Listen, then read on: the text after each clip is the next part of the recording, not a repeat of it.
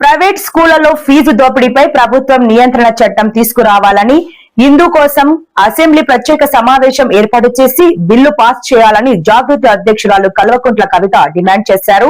ఒకేసారి 30 నుంచి 40% ఫీజులు పెంచి విద్యార్థుల తల్లిదండ్రులను ప్రైవేట్ స్కూల్స్ యాజమాన్యాలు దోపిడీ చేస్తున్నాయని ఆందోళన వ్యక్తం చేశారు. ఇవాళ బంజారాహిల్స్ లోని జాగృతి కార్యాలయంలో మీడియాతో మాట్లాడిన ఆమె పాత పేరు కొత్త అజెండాలతో ప్రజల ముందుకు వస్తానని తెలిపారు. తెలంగాణ రాష్ట్ర సమితి పేరు ఇప్పుడు ఎవరి సొంతం కాదని గుర్తు చేశారు. ఏటా 8% మించి ఫీజు పెంచడాన్ని ప్రభుత్వం నిరోధించాలన్నారు. ఏప్రిల్ కూడా రాకముందే ప్రైవేట్ స్కూల్స్ 25 నుంచి 30% ఫీజులు పెంచుతున్నాయని, ₹1,00,000 ఫీజు ఉంటే ఇప్పుడు మరో 30,000 భారం కాబోతుందన్నారు. ఈ విషయంలో హైదరాబాద్ లో చాలా స్కూల్స్ వద్ద పేరెంట్స్ ధర్నాలు చేస్తున్నారన్నారు. ప్రతి నెల ఫీజు తీసుకోవాల్సింది పోయి ఒకేసారి 60% ఫీజు కట్టాలంటూ ఒత్తిడి చేస్తున్నారని, దీని కారణంగా పేద మధ్యతరగతి కుటుంబాలపై భారీగా భారం పడే పరిస్థితి వచ్చిందన్నారు. అర్జెంటుగా అసెంబ్లీ సెషన్ నిర్వహించే ఫీజు నియంత్రణ కమిటీని వేయాలని డిమాండ్ చేశారు. మొన్నటి విద్యా కమిషన్ రిపోర్టు చెత్తగా ఉన్నప్పటికీ అందులో ఏటా ఫీజును 7 నుంచి 8% పెంచుకోవచ్చని సూచించింది. కనీసం దాన్ని ప్రభుత్వం అమలు చేయాలన్నారు. ప్రైవేట్ స్కూల్స్ ఫీజులు పెంచిన విధంగా పిల్లల తల్లిదండ్రులకు జీతాలు పెరగవని కవిత తెలిపారు. నార్త్ ఇండియా స్కూల్స్ వస్తున్నాయి ఇక్కడికి.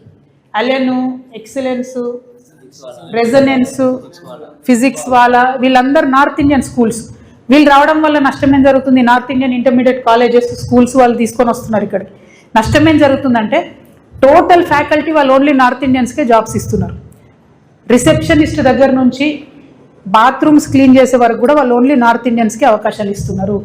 మరి మన తెలంగాణ లెక్చరర్స్ ఎటు పోవాలి? తెలంగాణ టీచర్స్ ఎటు పోవాలి? తెలంగాణ వాళ్ళకు ఉద్యోగాలు కావాలన్నా వద్దా? ఈ విషయంలో ప్రభుత్వం ఏమైనా స్టాండ్ తీసుకుంటుందా, తీసుకోదా? ఒకవేళ అందులో ఉద్యోగాలు మన వాళ్ళకి ఇవ్వకపోతే వాళ్ళకి పర్మిషన్ ఇవ్వకండి. మీరు ఎందుకు ఇస్తున్నారు పర్మిషన్? ఈ ఇయర్ పర్మిషన్స్ ఒకసారి లిస్ట్ మేము త్వరలో బయట పెడతాం. టోటల్ నార్త్ ఇండియన్ స్కూల్స్కే పర్మిషన్ ఇచ్చారు. తెలంగాణ వాళ్ళు ఎవరైనా అప్లై చేస్తే ఇస్తలేరు. ఇవ్వచ్చు కదా, తెలంగాణ ఉద్యమకారులకు ఇవ్వండి, తెలంగాణ యువకులకు ఇవ్వండి. వాళ్ళు పెట్టుకుంటారు ఒకటో రెండో కాలేజీలు, వాళ్ళు బతికిపోతారు కదా. ఎందుకు నార్త్ ఇండియన్ లాబీని మీరు ఎంకరేజ్ చేస్తున్నారని చెప్పి నేను ప్రభుత్వాన్ని డిమాండ్ చేస్తూ, ఇప్పుడు స్కూల్స్ ఎస్పెషల్లీ కార్పొరేట్ స్కూల్స్తోని విషయం ఏంటంటే దాదాపుగా మీరు ఏదైనా ఒక మనమన్న ఈ 2 పేర్లలో చైతన్య నారాయణ తీసుకుంటే ఒక్కొక్కరి దగ్గర 1,50,000 మంది స్టూడెంట్స్ ఉన్నారు. 1,50,000 నుంచి 2.5 లక్షల ఫీజు వసూలు చేస్తున్నారు. 1,50,000 మంది స్టూడెంట్స్ ఇంటూ 1,50,000 ఫీజు వేసుకుందాం అంటే సంవత్సరానికి ఎన్ని వేల కోట్ల వ్యాపారం అవుతుంది అన్నది లెక్క మీ అందరికీ అర్థమవుతున్నది.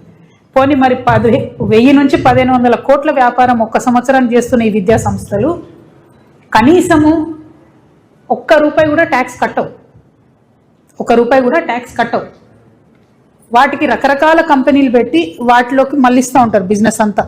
దోబికి లోకల్ వాళ్ళకి అవకాశం ఇయ్యరు, ఫుడ్ వండటానికి లోకల్ వాళ్ళకి అవకాశం ఇయ్యరు, షూస్ లోకల్లో ప్రొక్యూర్ చేయరు, డ్రెస్సులు లోకల్లో ప్రొక్యూర్ చేయరు.